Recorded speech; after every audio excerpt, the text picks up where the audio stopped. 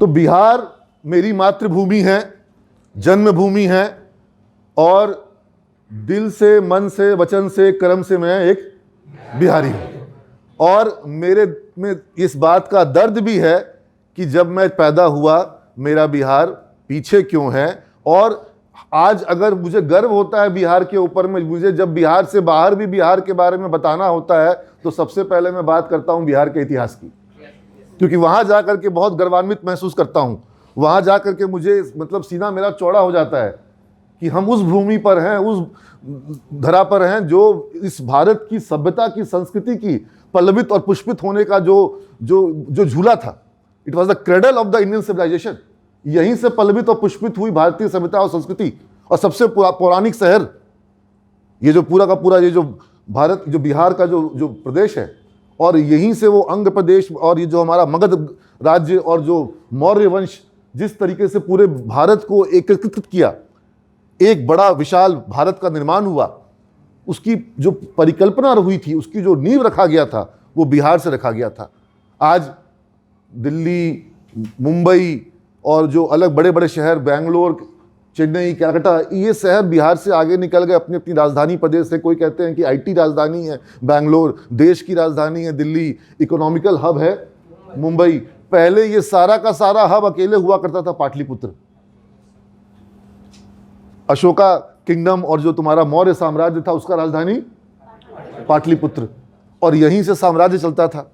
तो हम पहले तुम लोग को एक झलक अपने उस गौरव भूमि की एक झलक को देखते हुए, और बिहार जहां हम लोग पैदा हुए हैं इस पर हमें गर्व है, इसको हम लोग शुरुआत करते हुए और अपनी मातृभूमि को नमन करते हुए हम इस अध्याय को शुरू करेंगे, जहां हम बिहार के साथ क्या हो रहा है, कैसे हो रहा है और आगे हमें क्या करना है, इसकी बात करेंगे। लेकिन सबसे पहले ये हमारा बिहार था क्या।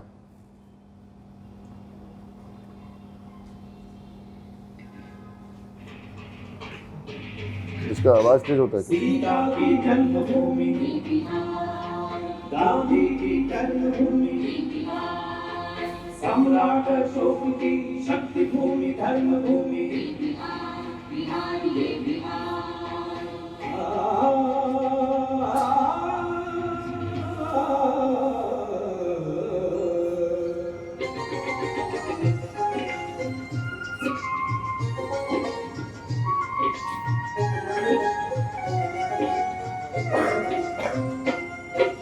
वाल्मीकि ने रची रामायण,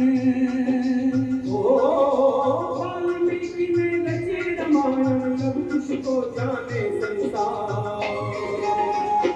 ये है मेरा बिहार, हाँ ये मेरा बिहार, ये है मेरा बिहार, हाँ ये मेरा बिहार, ये है मेरा बिहार, हाँ ये मेरा बिहार।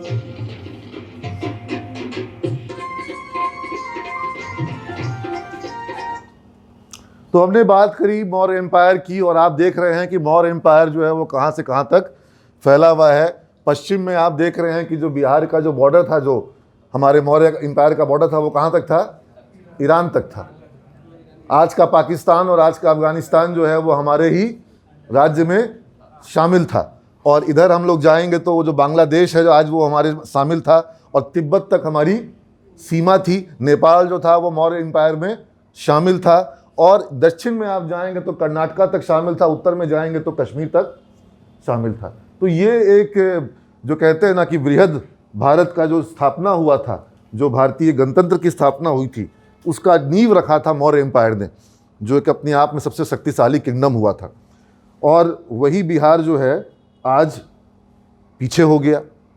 तो हम मिलिट्री पावर की बात किए, ज्योग्राफिकल पावर की बात किए, लेकिन अगर हम नॉलेज पावर की बात करें तो वैश्विक रूप से नॉलेज में we were the global leaders.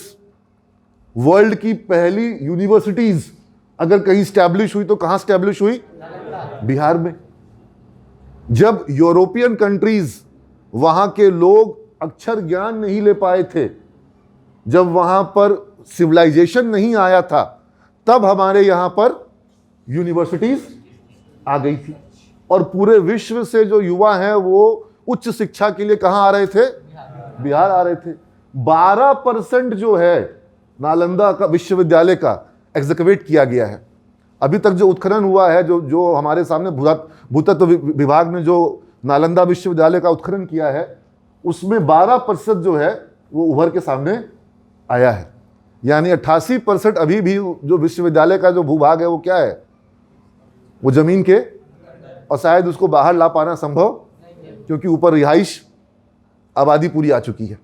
तो इतना विस्तृत, इतना बृहद विश्वविद्यालय नालंदा, विक्रमशिला, उदांतगिरी, बिहार शरीफ से कोई है यहाँ पर? वहाँ उदांतगिरी विश्वविद्यालय सुने हो? तुम्हारा घर उस पर बना हुआ है।